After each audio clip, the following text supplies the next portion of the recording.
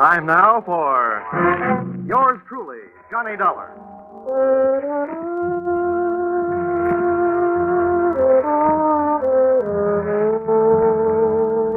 The next half hour has its baggage packed to take a trip with America's fabulous freelance insurance investigator, Johnny Dollar. At insurance investigation, he's just an expert. At making out his expense account, he's an absolute genius.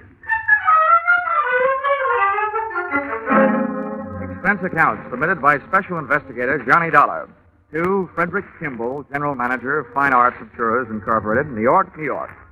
The following is an accounting of my expenditures in the investigation of the stolen portrait of the Duke of Massen, or who opened the season on canvasback Duke.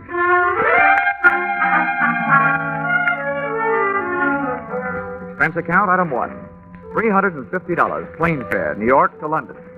Item 2, $125, replacement, brand new light tan topcoat, borrowed and not returned by fellow passenger during flight. We had cleared Gander, Newfoundland, and were 4 hours out, flying at 20,000 feet over the Atlantic, with the night and the weather fighting it out to see which could darken the sky first. Most of the passengers were asleep, but the rough weather was giving the man in the seat beside me a rough time. Although the plane had leveled off, his dinner was still trying to gain altitude. Among other things, he complained of chills, so I slipped out of my topcoat and threw it around his shoulders. Oh, thank you. I'm sorry to be such a bother. I think I'll try a drink of water. Okay, I'll buzz for the steward. No, don't bother. She's up forward. Maybe the walk back will do me some good. I'll be right back. I'll be here.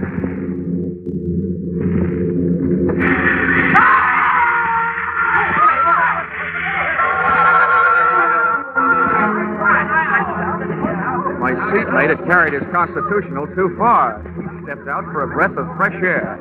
I didn't think anybody could get sick enough to do that. By the time I got to the back of the ship, the rear seat passengers were milling around the aisle, all of them claiming not to know anything about what had happened. I didn't either. But if my ex-friend hadn't got out of the plane, he'd been pushed. And that posed this tantalizing question. If he'd been pushed, and since he'd been wearing my light tan topcoat, was I the one who was supposed to be taking that 20,000-foot swan dive into the Atlantic? I looked over the passengers, and to me, they all looked guilty. But I knew they couldn't be. I also knew I had no chance of finding out which one was. When things settled down, everybody started asking the stewardess for sedatives to help them get back to sleep. I asked her for some black coffee to keep awake.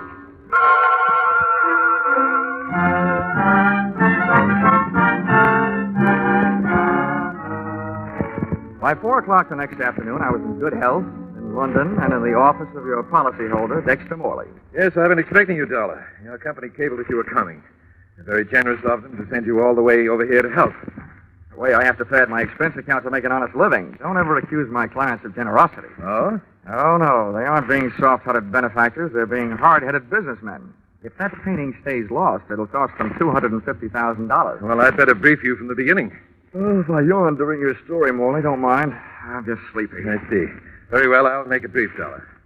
Well, during my lifetime, I've developed an overwhelming appreciation for fine painting.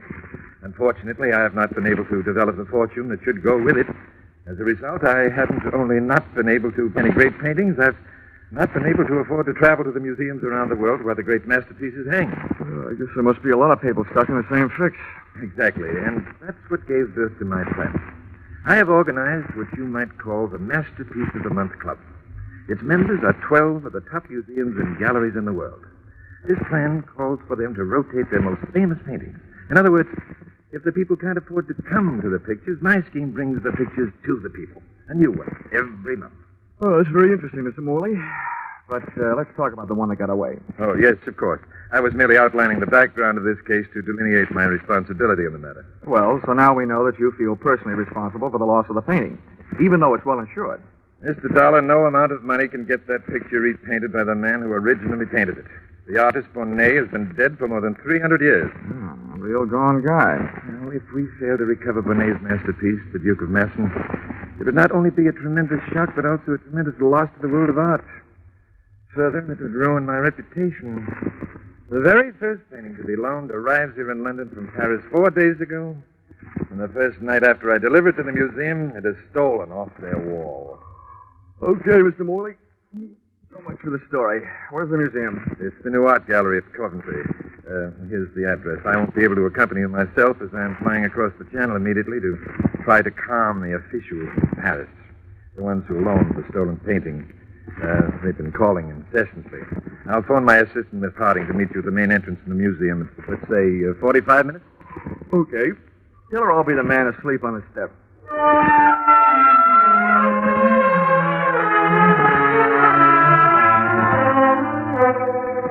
Expense account, item 3. Sixpence halfpenny, London papers. To read while waiting for Miss Harding at museum entrance. No matter what I told Mr. Morley, I was afraid to go to sleep. Page 1 of each newspaper referred to my reason. The misadventure which had occurred on the plane the night before. A possible attempt on my life. Then along came another good reason for my lids not drooping. Miss Harding was an eye-opener. Speaking in artistic terms, no painter could completely capture her dimensions. A sculptor could come closer. As far as I was concerned, so could she. And she did. Would this be Mr. Dollar? It would indeed. I'm Miss Harding. Mr. Morley indicated that I might find you asleep. I say that must have been a shocking experience on the way over. Oh, not only shocking, but frustrating. Oh? Yes, there was nothing much that could be done. We circled long enough to drop a few life rafts, some flares, and a big blob of yellow oil to help mark the spot. Then all the pilot could do was call for the air sea rescue boys and hope. Yes, it's been in all the papers the whole day, poor chap. Yeah, it could be that there, but for the grace of a light tan topcoat, go I. What was that? Oh, nothing. Well, shall we go museum prowling? Yes, of course, though. Well, there isn't much to see, just a blank space on the wall. Well, let's take a look anyway.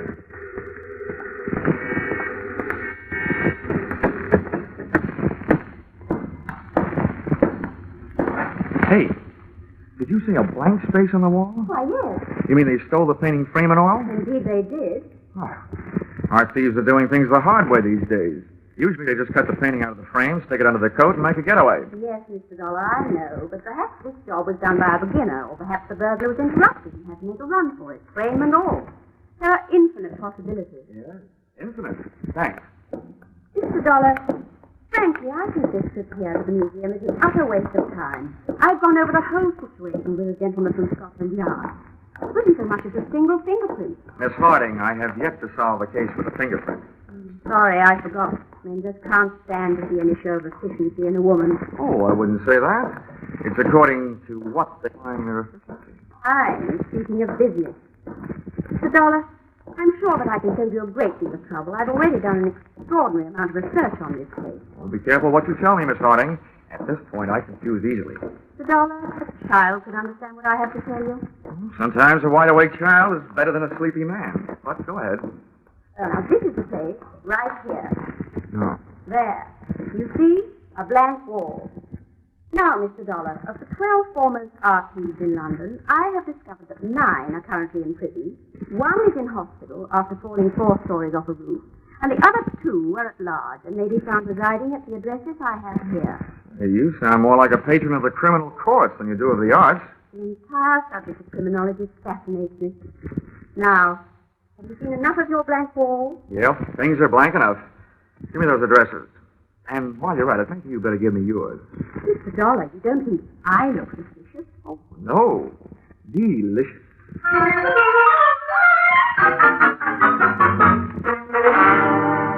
Expense account, item 4. 5 shillings. Cab fare to Scotland Yard. Tip to driver, 2 bob. When it comes to money, I speak all languages. Scotland Yard from the outside looked like a big public school. Well, it has taught a lot of lessons to a lot of people. Inside, it was tea time. When I inquired for the officer in charge of the robbery with which I was concerned, I was led to an Inspector Carew. First, he gave me a cup of tea. Then he gave me my lumps. Mr. Dollar, you sit here and ask me why we haven't done something. Believe me, sir, the yard is not as archaic as its architecture. There's a simple legal procedure which must occur before we can make either an investigation or an arrest. Well? First, a complaint must be lodged by the legal owners of any stolen property.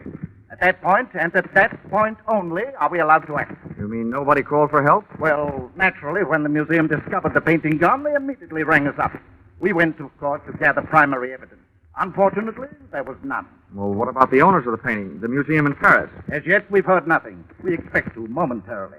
Inspector, just out of curiosity, what about this girl, Miss Harding? I'd say she's Well, a jolly fine type. I mean, do you know anything about her?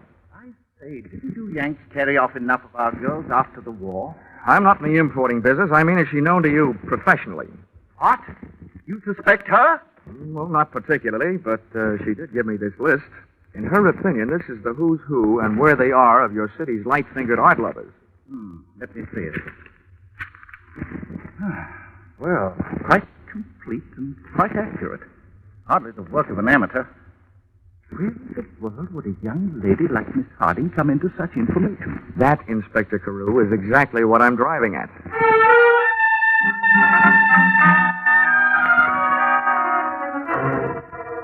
Back in a taxi, headed from Scotland Yard on my way to check into the Mount Royal Hotel, I gave my eyes a rest at the risk of missing the sightseeing, but my mind refused to follow suit. It now had 3 blank walls to stare into. The one in the museum, the one at Scotland Yard, and the most provocative of the 3 to look at, the girl who knew too much, Miss Muriel Harding. My mind also kept ruffling my nerve ends with a question. Was I supposed to be the guy who got dumped out of that plane the night before? We arrived at the Mount Royal Hotel, and I got my answer. Here we are, sir. That's the Mount Royal, right? Dead on, across the way. You can't miss it. Okay. What's the bill? To you, sir? That'll be half a crown. How much? 2 and 6 cents. Oh, here, you figure it out. Phew. God, ever so, Governor. Look out, Governor, mind that car! That was a close one. Hey, you all right, Governor? Yeah. Blimey, since the cars are back on the street, it's more dangerous to walk around now than it was when them ruddy buzz bombs were dropping. Yeah, a couple of good things about the buzz bombs, though. Nobody aimed them at you personally, and nobody was at the wheel to steer them.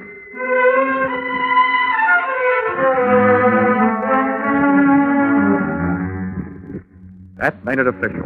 I had been set up for a pigeon, and it was me somebody had tried to turn into a seagull during that flight across the Atlantic. Expense account item 5, £3.10 to bellboy for services rendered. How about that? $14 for a bottle of scotch. I knocked off 40 winks that felt like only 20. Then I grabbed a shower, shave, and a cab down Oxford Street and over to Soho. Expense account item 6, 5 shillings, the legal limit on the price of dinner in England these days. I ate in a nice place called Kettner's, dinner being a bit of chicken, 3 choices of vegetables.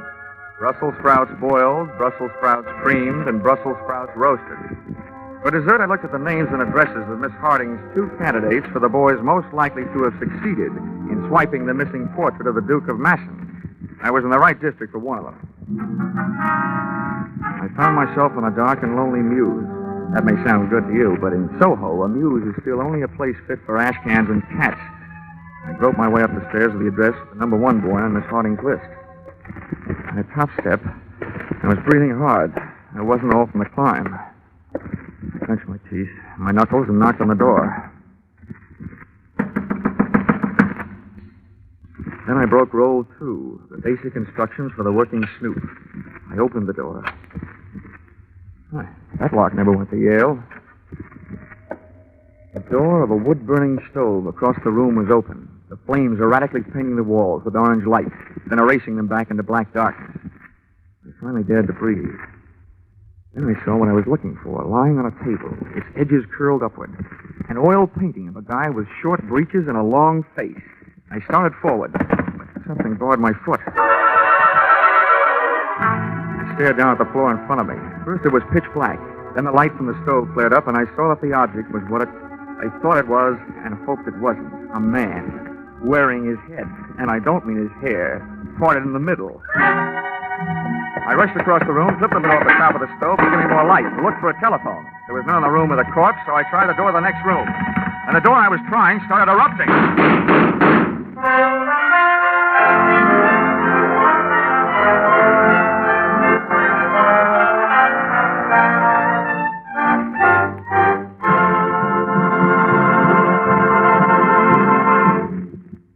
In just a moment, we'll return to the second act of Yours Truly, Johnny Dollar.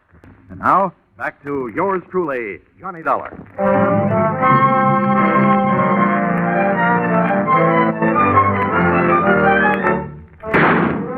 When those bullets came crashing through the door at me, I dropped to the floor. I still don't know whether my knees buckled or I meant to go down. I stayed where I was. But whoever it was on the other side of that door decided to take off. Out the window. I got to my feet, but by the time I kicked the door open and got to the window, I had that old Mother Hubbard feeling. The cupboard was bare.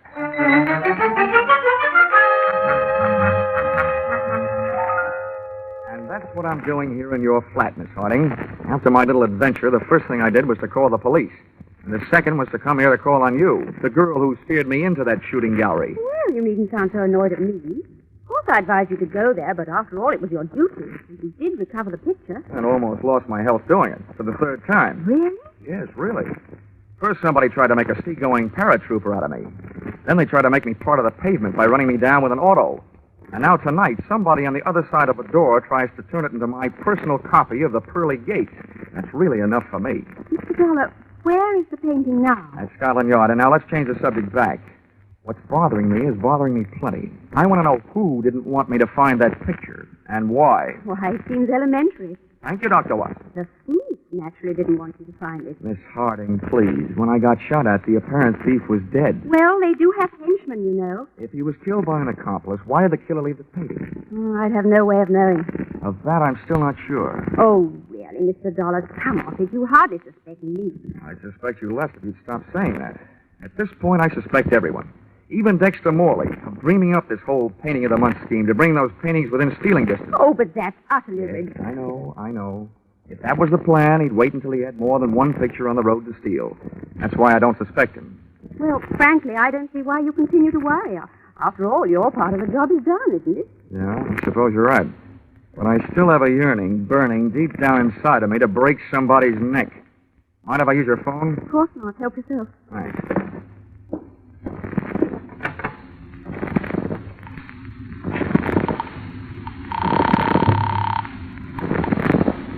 This is the transatlantic overseas operator. Hello, I want to talk to New York. Don't worry, I'll call collect. My name is Johnny Dollar. I want to place a collect call to New York. Number is Plaza 69184. Check this, please, sir. Your name is John Dollar. New York number you're calling is Plaza 69184. And the call is collect, correct? Correct. Collect. Right you are, sir. We shall ring up immediately if there's a clear circuit. Thank you. They'll call me. Well, while you're waiting, you should probably do with a bracer.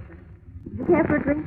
What have you got? Oh, gin and orange, gin and lemon, gin and Italian, or gin and French. No whiskey. No, thanks.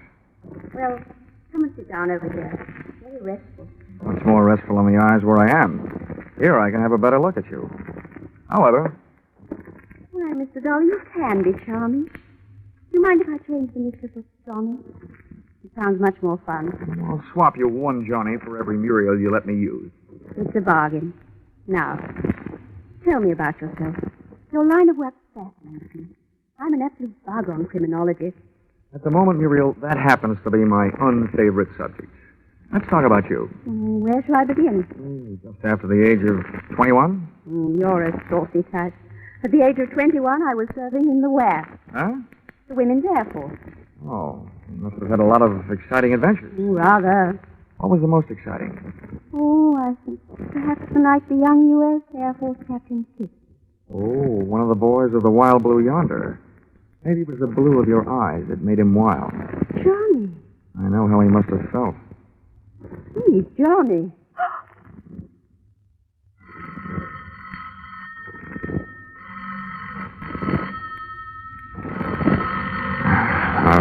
I'll be right back.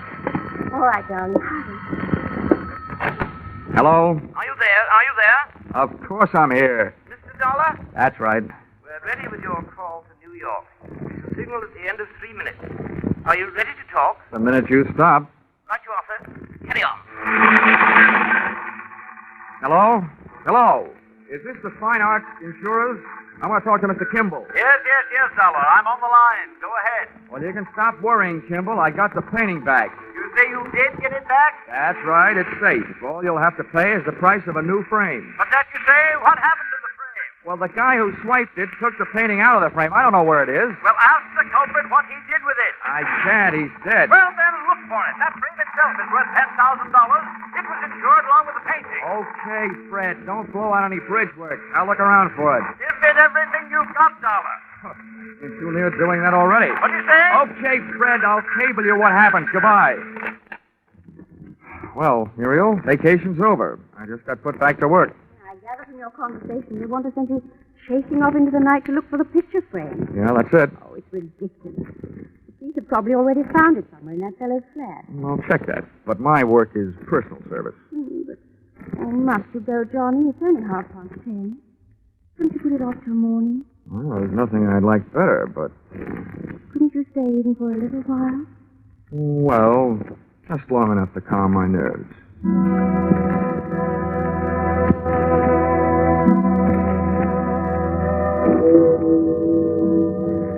Big Ben was ringing up midnight on Time's greedy cash register when I finally cleared with a bobby guarding the back alley flat that had not so long before given up one unprecious life and one very precious painting. The place was darker than it had been on my previous visit, and when I groped for the electric switch, I realized why. There had been a brisk fire blazing before. In the bottom grate of the stove, I found enough unburned portions of the hot picture frame to justify my conclusions.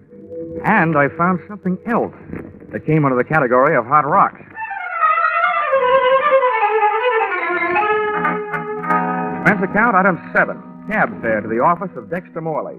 The front door was not only locked, it was barred. However, at the back of the building, I had better luck. A loose window down to the basement. I could have broken a law, but I didn't want to break my neck, so I snapped on a light. The basement was loaded with cabinet-making equipment. But for my dough, they weren't making any cabinets. There was a bench with a power drill, and on the floor below it, a pile of sawdust and wood shavings.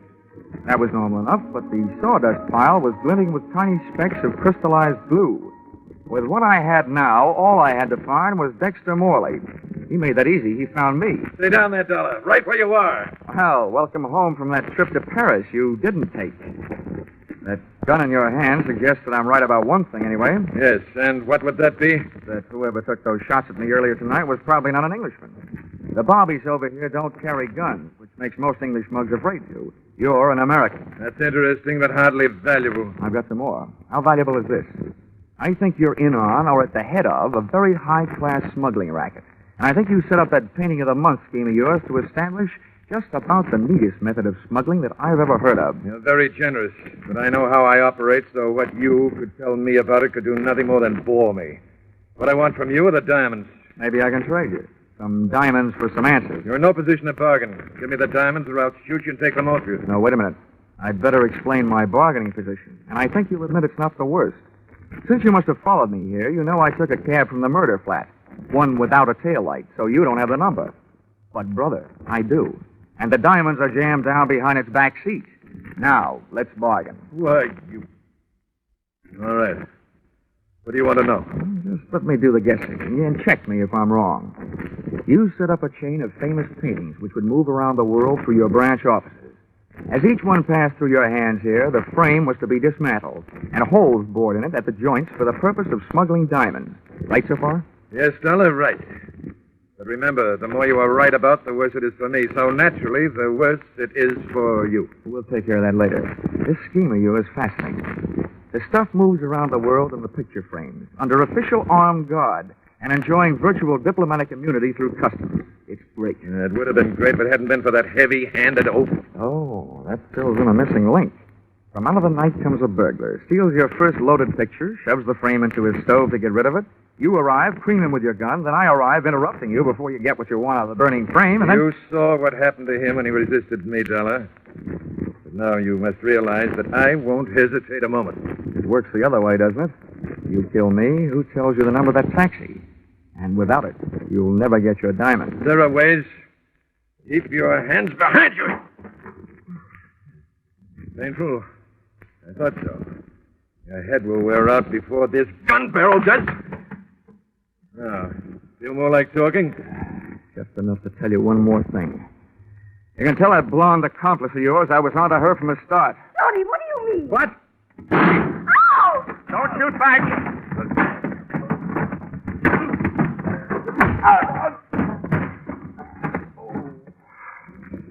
I can't repay you for those 3 tries you made or had made on my life, Morley. But here's what it feels like being hit on the head with a gun. Yeah, rockabye booby. Muriel, look out, you'll fall. Told you. That's a very undignified way for a lady to enter a room, through a basement window. Johnny, I was only trying to help, and there you were accusing me of being his accomplice after all those nice things you said to me before. Whoa, wait a minute. Oh, I followed you. I wanted to see how you were. Oh, great. You and your criminology. At least you might have stepped in before you hit me those 2 licks. Look at my head. Oh, I'm sorry, Johnny. It's just that I love crime. Well, come on, get up. Oh. Would be a crime if Mr. Worley there woke up and I had to put him back to sleep again before the police got here. Well, what was it all about? It was about these little black things. I've got a pocket full of them. Here, scrape one of them with your fingernail. Oh, glass.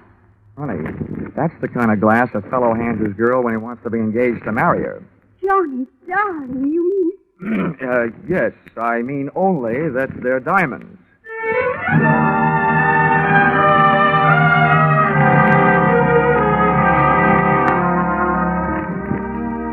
Expense account, item 8, $350. Plane fare out of attempted matrimony by the party of the second part.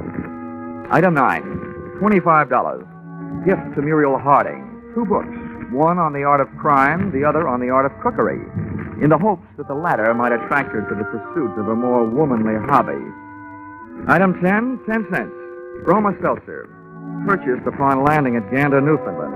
The only thing still fighting me on this case were those Brussels sprouts I had at dinner in London the night before. Expense account total, $1,563.40. If you find any slight discrepancy in this amount, in my favor, blame it on my confusion and lack of understanding of the international rate of exchange. The only thing I like to exchange at this point is my head with its 2 new lumps. Wishing you the same, yours, truly, Johnny Dollar.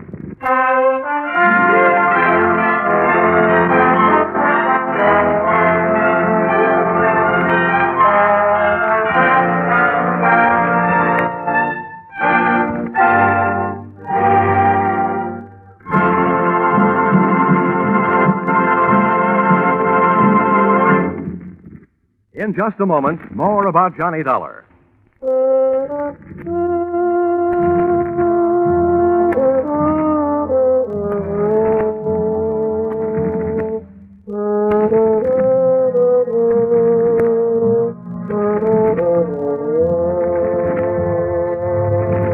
Listen in again next week when CBS brings you Yours Truly, Johnny Dollar, with Charles Russell as Johnny. Yours Truly, Johnny Dollar is written by Paul Dudley and Gil Dow, with music by Mark Warno, and is produced and directed by Richard Sandville for CBS, the Columbia Broadcasting System.